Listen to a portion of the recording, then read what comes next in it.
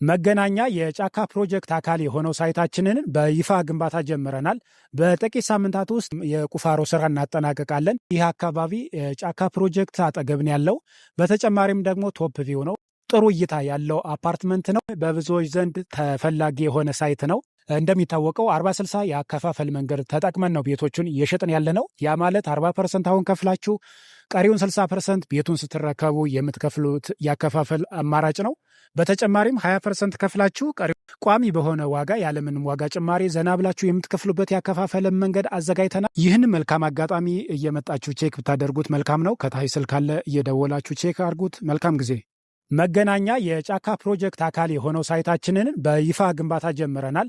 በጥቂት ሳምንታት ውስጥ የቁፋሮ ስራ እናጠናቀቃለን። ይህ አካባቢ ጫካ ፕሮጀክት አጠገብ ነው ያለው። በተጨማሪም ደግሞ ቶፕ ቪው ነው።